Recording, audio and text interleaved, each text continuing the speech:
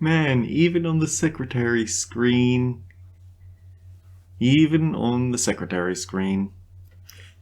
Greetings and salutations, everyone. I'm Mechamac. This is a slightly late. Late recording because I've been playing a lot of Unicorn Overlord. I beat the mid-boss. It was really painful. But now I actually have time to record stuff. So, first of all, Target Extraction Ishmael. Interestingly, it gives us a way to get back at Christmas Nightmare, it looks like. It also gives us every single 3-star she's ever had, which is also nice. There's some notes about hotfixes. Apparently Kurokumo Ryoshu broke. 8.54 cannot be progressed properly on certain devices. Jiazi Shun does weird things with clashing noises. And yeah, this is them realizing Lenticular Rend is doing weird stuff.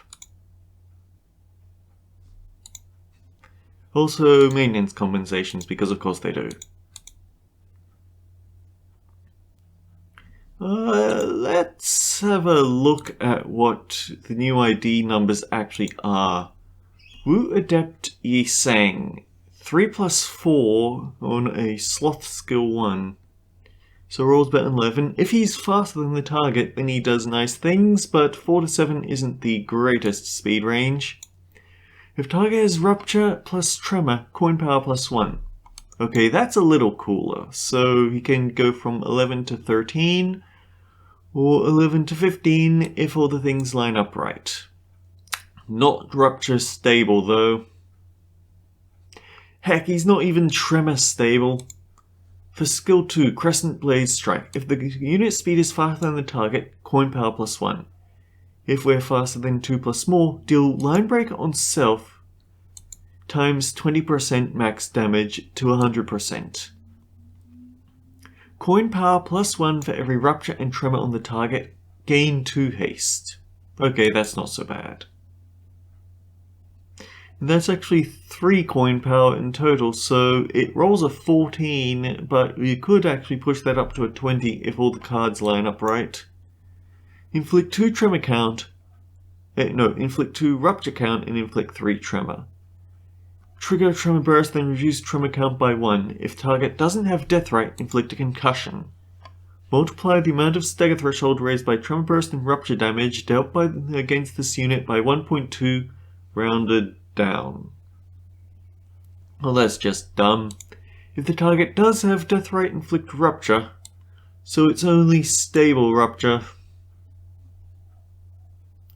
But then again, it's also Yi Sang, and Yi Sang actually does have stable tremor count if he uses Dimension Shredder. I have to keep that in mind. Skill 3. If faster than the target, Final Power plus 1. Why Final Power? Deal Line Breaker on self times 20% maximum damage. So the skill 2 actually deals more Line Breaker damage than the skill 3. I wonder what the justification there is. Deal HP shield on self times 2% damage, max 50%. At 5 Line Breaker, consume all of it to activate Obsidian Stormrider's Crescent Cap. Oh, that's why there's the deal up to 40%, because 100% would do something else. Gain 3 Strider, Woo. Gain 2 Haste and stack times aggro next turn. Before attack, inflict Tremor Potency against the main target. Lose a stack. At 3+ Line Breaker, it becomes unbreakable. Inflict Tremor and Rupture. Inflict Bind. At 3+ Line Breaker, inflict additional bind.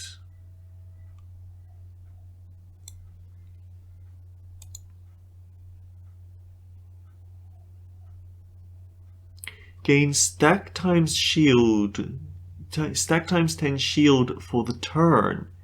And maximum stacks gain final power. If this unit took 100+ damage from a skill, gain 1 protection after that skill ends, 2 times per turn, including shield HP. Does not count damage from keywords.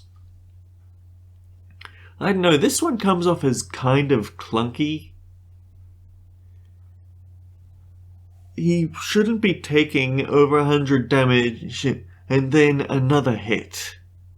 Trigger Tremor Burst, then reduce Tremor count by 1. At 2+ Strider Woo, inflict 2 concussions. The downside is that he is not stable in his Tremor application in the slightest. It feels an awful lot like he's going to be more at home in a standard Tremor counter, but okay, his skill 3+.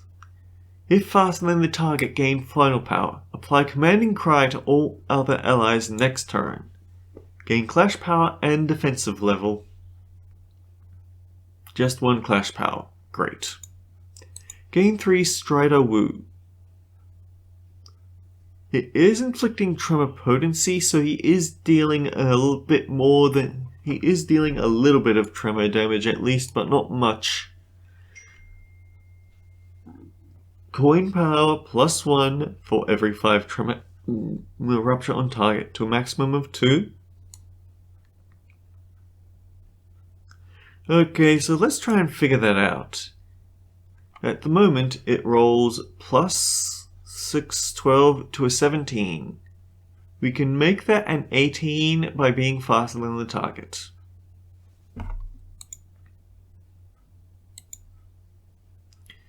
If we throw in 2 extra coin power across 4 coins, that's 8.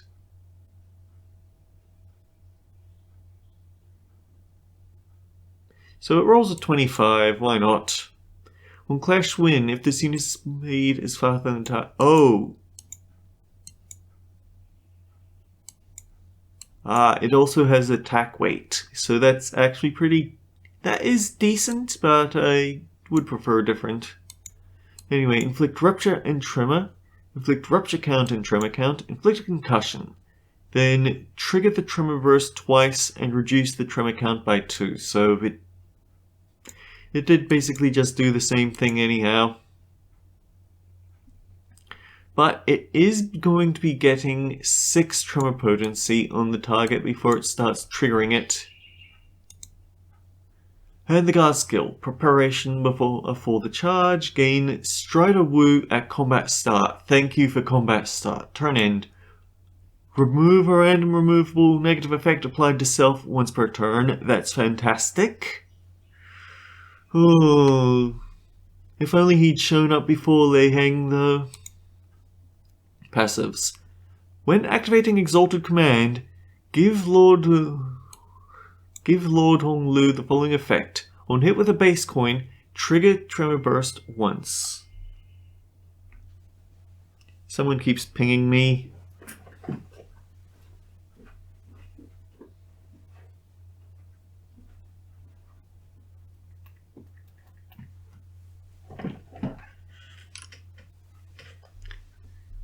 So yeah, it's not really going to change much for him because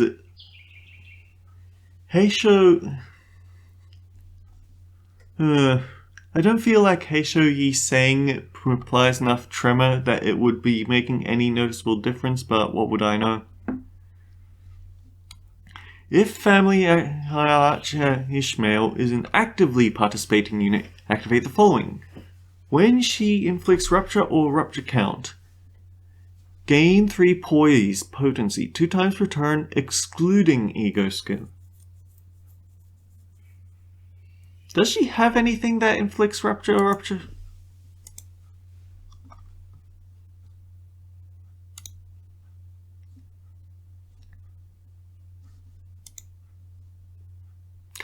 I guess it's through the 100-foot Death Maggot, but I'll just double check.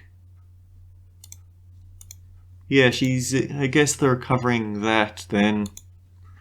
Anyway, where was I?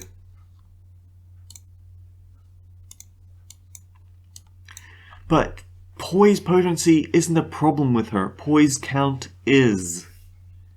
Turn start. Apply attack power up to Family Hierarch Ishmael. If she has 10 plus Poise Potency, apply 1 more attack power up. She's not going to have 10 poise potency. After using Obsidian Stormrider Crescent Decapitator, use Crimson Spring as an assist skill. Right, here's an upgraded skill 2, skill 3 I mean. Adept Vanguard, when applying Commanding Cry, gain offense level up this turn and next turn. If they've already gained it from this passive, gain it only for the next turn. Alright, I can respect that.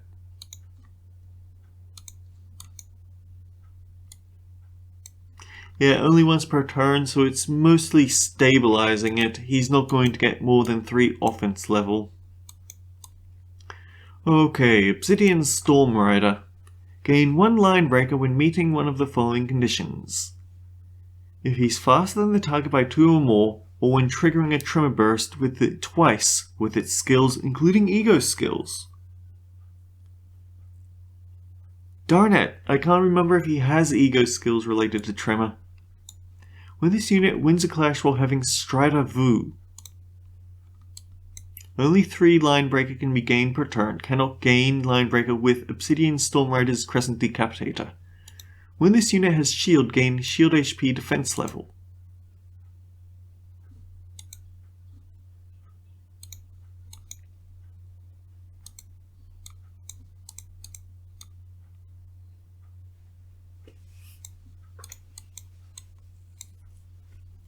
Okay, so while he has line breaker, he will be gaining he gains shield HP, which then translates into gaining defense level.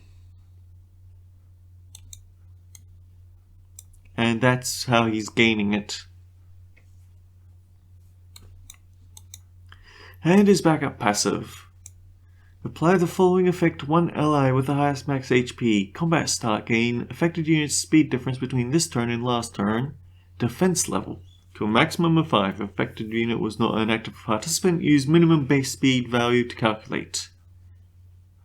Oh, the difference between his speed is how much, or rather, the unit's speed will be defense level based on. I can see that being quite handy. He could be a very strong backup passive for Heisho Forced.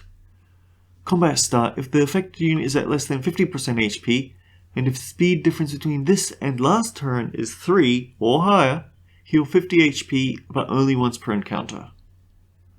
And now the far less interesting part. Oh wait, we don't extract Sinclair, do we?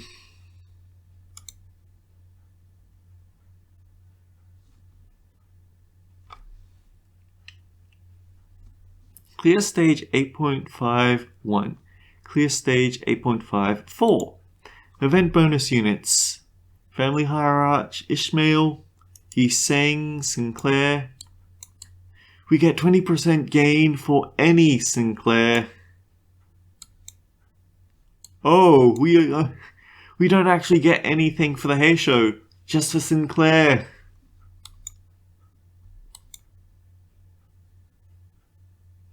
Wow, that's really mean. That's really mean. So you have to bring a Sinclair.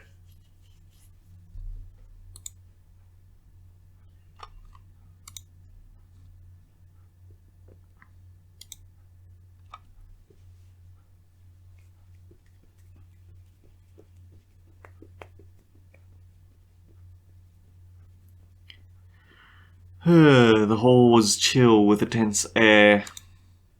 And those present all sat in complete silence. Then there was Jia Yuan Shun, with her lips slightly curled into a mirthless sneer. Was she the one who called in Lei Heng to try and stop us just because she didn't want to see a Jia person become Hierarch again? And at the center of it all sat Jia Zishun, unsure of what to say next. Well, everyone. Jia Yuan Shan, seated next to the Hierarch's seat upon which Zishun sat, smoothly takes control of the situation and begins the assembly.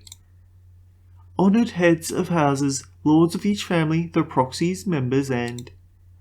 She nods lightly, acknowledging our awkward presence. And little Zishun's guests, whose stay here at our H-Core seems to be extending without a foreseeable end. Isn't she technically from Q-Core? What's up with her acting like she's any less of an outsider than we are? Yeah, and did everyone catch that R H-Core? Regardless of everything else, the fact she hijacked the meeting from the get-go is ridiculous, especially with Jia Zishun, the family hierarch herself, presiding over this official assembly.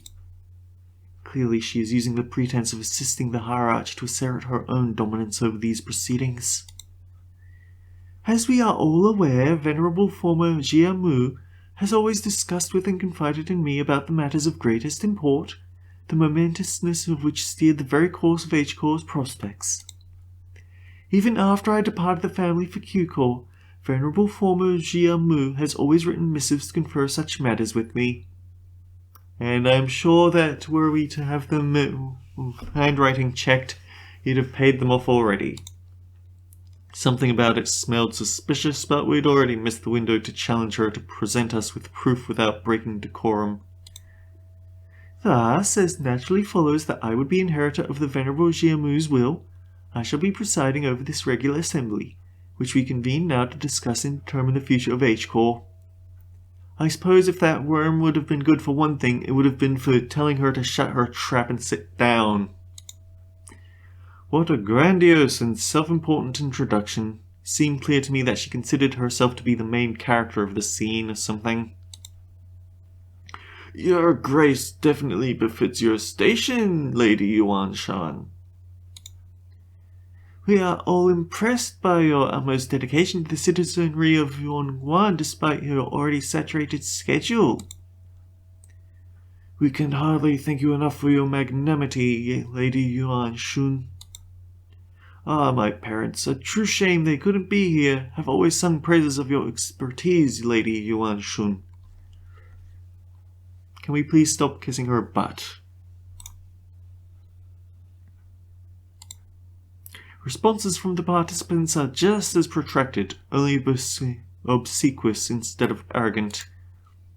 As heads of some of those houses were under investigation for consorting with the forces foreign to Hongwan, their vacuum was filled by their children's generation, many of whom had the pleasure of meeting during the family hierarch war. Very well, then, shall we? Welcome Jia Zishun, the next person to sit upon the seat of Hongwan's family hierarch. Greetings, I am... Now let us begin. For many years, all those who have gathered here have toiled day and night for the eternal prosperity and growth of H-Core. Jia Zishun's expression immediately sours as Yuan Shun unceremoniously cuts off her self-introduction. First on the agenda for this assembly, urgent discussions and passages of new major policy items that have been tabled for far too long. Distributive contribution rights, auctioning policy, quarterly amnesty policy. Hold on, big sis Yuan Shun. Passing the distributive contribution rights auctioning policy would allow open auction for any remaining rooms the day before reconstruction days, and holy amnesty wouldn't do anything but give unfair advantage to certain families and high net worth individuals by guaranteeing them large real estate assignments regardless of their performance in the previous quarter. Jia Zishun stutters a little flustered before continuing. My point is, these policies are going to rattle H-Core's economy the moment they go into effect. Besides, these policies were pretty much drawn to favor lining the pockets of a select few families and high-ranking officials of H-Core. If I may, Venerable Hierarch, lining the pockets, that's quite the turn of phrase to refer to the bare minimum respect the society might repay to its highest contributing members, don't you think?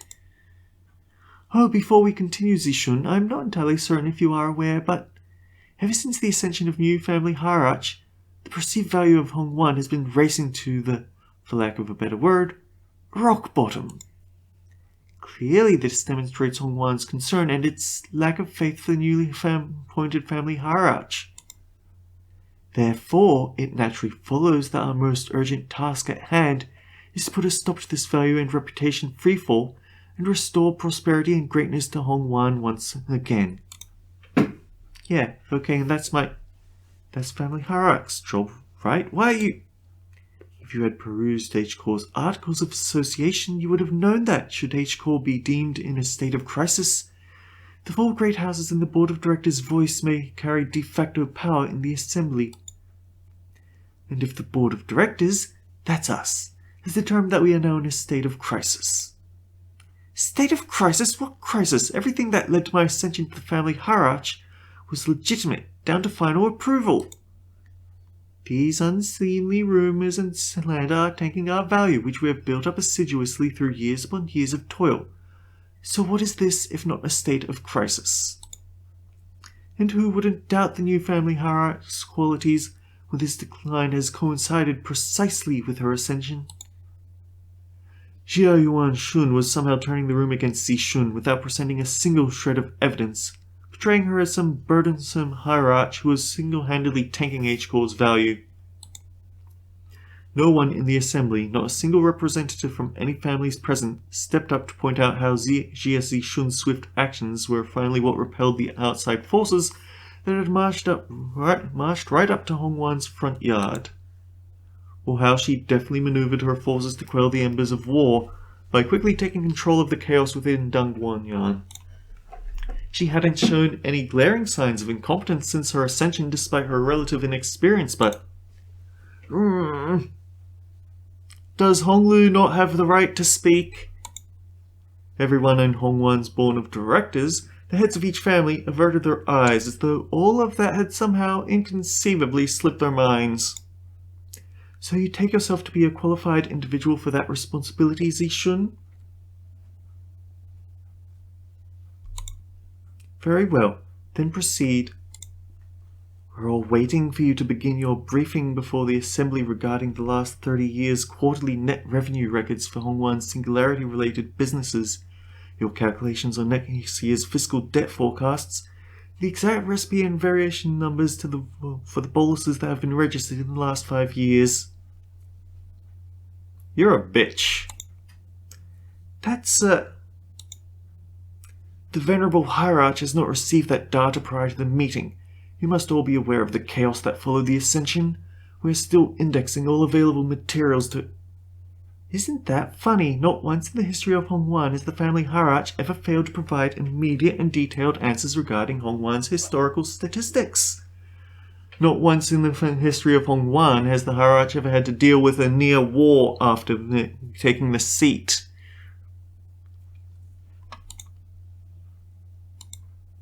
Jia Yuan Shun must have known all along too. She must have known how the previous family hierarchs were all directly supplied with an immense repository of information through the Zia Huang worm or something of equivalence. And she's using it to target Zishun's weakness, knowing asking questions she, the first family hierarch without the Amana worm, couldn't possibly answer. The responsibilities tied to the venerable seat of the family hierarch, Jiamu, are matched only by the great power bestowed upon it. Thus, how are you to leave the matters of the wing to someone who is evidently unprepared for the task? Given the present circumstances, our hands may be forced to call to vote the motion of no confidence. The motion of no confidence. A motion of no confidence, when passed by the high-ranking political officials, can result in the removal of chief executive from office. So they're going after Zishun's power. So this is the picture Jia Yuan Shan wanted to paint. Impotent family hierarch stammering and fumbling through her first meeting to the near and total unanimous lack of support from the H-Corps board of directors. Whatever jargon they're on about, seems to me they've got not an ounce of respect for the last of us.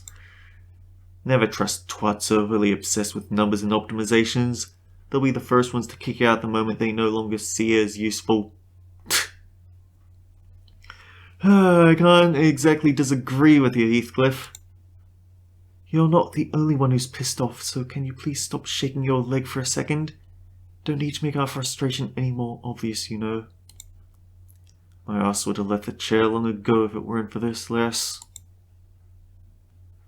In H Core, should the Board of Directors unanimously vote in favor of the motion, certain parts of the family hierarch's power will be removed. It is entirely possible she will become a hierarch in name only. Oh, so they're threatening to fire her unless she falls in line. This is some needlessly convoluted waiter. The Assembly will now consider the motion of no confidence. Are there any objections to bringing the motion of no confidence against family hierarch Jia Zishun to the floor? Hold on, the vote of no confidence isn't an item you can invoke so lightly. The Shi family has no objections. Let's say the Wang family has no objections either. Zhu family too. The rest of the previous family heads seem to have changed precisely nothing.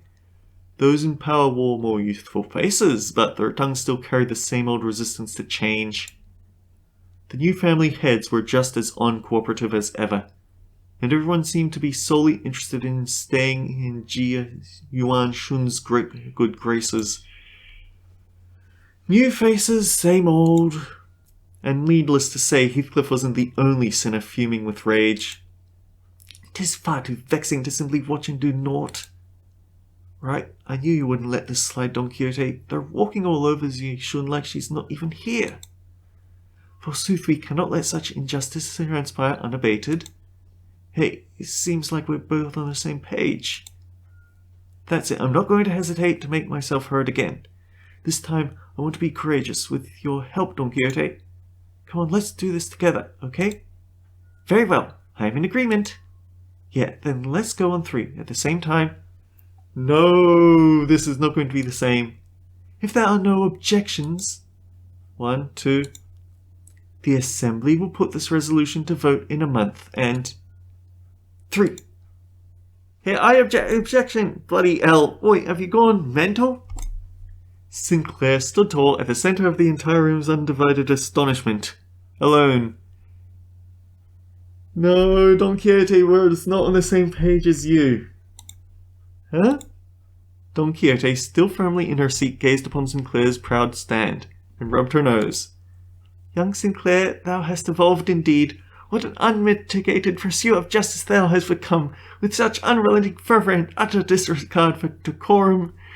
Ah, Dolly. Certainly, mine efforts have finally borne fruit. What the hell? Did Don Quixote or Heathcliff suddenly rub off on you or something? No, wait, no! What happened there, Don Quixote? What happened to objecting together? Huh? I had taken thy suggestion to mean that we must voice our dissatisfaction through the official channels, borrowing the titles of the illustrious Red Gaze, the Department of LCC. Unfortunately, she has developed a bit more self-awareness. Disputes in succession on power of such a high level of government are hardly ever resolved with such rash grandstanding. Wouldst thou not agree? Why are you normal all of a sudden? What just happened? What happened to the clammy meek boy? Well, that's... I guess I just assume that this is how Olympus Company rolls now. There seems to have been an unexpected outburst from Zishun's guests. Withdraw your objection, and we will consider this a momentary loss of control, and not enter it as an official statement. It was... Sinclair's eyes were shaking like someone with his life on the line. If not, I take it you have full confidence in her abilities. So please, I encourage you to elaborate. When and how will Zichun demonstrate her aptitude for the responsibilities of the family hierarch? His voice continues to shrivel into a corner. He can't, and how could anyone? How could anyone when we all had a very clear view of her path to ascension? During the family hierarchy evaluation, Jia Baoyu donated the coins he received from Jia Q to you. Essentially, you pity-partied your way to victory. Pity-partied? And for your ascension, Jia Q and those outsiders from an upstart company had to almost literally carry you to the seat. Has there ever been a single victory attained by your own hands in that entire process? But have we not all been witnesses to the qualities she exhibited during the family hierarchy evaluation and her own ascension? You must have no shame sneaking your forked tongue into the audience of both heaven and earth, like an unwitting buffoon. That's when quiet, even footsteps broke through Jia Yuanshun's merciless dismantling of Jia Zishun. Yet, I see the point. The hierarch, with her grace, needs only demonstrate her already established qualifications before all. This is no place for an outsider to speak, but proceed. Just how will she prove herself before us? What an odd statement coming from a fellow outsider who's been chattering for minutes on end. Forgive me, I could only presume from your verbosity that the right to speak in this forum was open to all outsiders. We definitely needed someone who could trash talk in response for Zishun. You have said it yourself, no, that the vote of no confidence resolution will proceed in a month. That seems to give the venerable hierarch a month to regain the trust of each family. Or it is rather clear to me that there are many who find their own defeat in the family hierarch war difficult to accept. Such doubt is easily resolved. A match between clans should lay out the results quite obviously. Very well, a fair challenge between clans, which would preclude the participation of the family hierarchs Heishopax and the Jialan guards. So you would remove her Pao and Ju before the game even begins? Why not make this test a series of sparring matches in both academia and martial arts, if such is the case? What audacity! Do you truly have that much faith in Jia Zishun's abilities? You must know the consequences of failing these matches, no? It would be unanimous, one-sided end to the vote of no confidence, and naturally any and all rights pertaining to the family hierarch shall be transferred to the board of directors. That is fine by us. You are free to choose any champion whom you see fit. Unfortunately, your underlings don't seem to share your inflated confidence. But into the midst of the confused, flabbergasted silence from the other sinners, a clear, carefree, yet defiant voice rings out. Hong Lu's retort. That's not true at all, big sister Yuan Shun. We actually have just as much confidence in Zishun as she does. His wide eyes stared directly and unblinkingly into Jia Yuanshun's. It occurred to me that this might be his way of expressing anger. Impudent child, how dare he stare me down like that? Then you are welcome to try. 1 month. You have but 1 month to prove before all in audience that she is indeed fit to be the family hierarch. Should you fail, the vote may as well be a formality. In other words, should she successfully prove herself, none of you shall again rightly challenge the independent rights and powers bestowed upon the family hierarch. The consequences of such recalcitrance would be no different from those that the traitors that are facing. Wouldn't you agree? Well then, we shall excuse ourselves now. Wait, I'm... Zigong turns towards us with that same mysterious smile and slowly directs us outside the assembly hall. We may call them sparring matches, but you know that each and every one of them is a test to prove your claim to the seat of the family hierarch. A month is a time far too brief for drastic improvement, regardless of for whom it may be. Learning from a proper master for 10 years might teach you a few things, but who knows how long the search for one master might take, not to mention the official channels through which you must bring them past Dangwan's walls, which may take up to 2 months. Why not relent now and relinquish but part of your powers of his family hierarchy to the board of directors? It seems that this fellow outsider's mental faculties are impressively lacking. My lord has spoken in the past that, when in the presence of 3 people, at least one of them is bound to be a teacher of mine. And here they are, aren't they? She has Zishun's masters, each carrying something new to teach her. All 13 of them. Zigong gestured confidently towards the flabbergasted sinners, and the assembly came to an end. Well, that'll be fun, won't it? Until next time, guys, take care. I'll see you all around. I'm glad to have something that can stall out needing to upload some of the devil. Anyhow, yeah, see you around.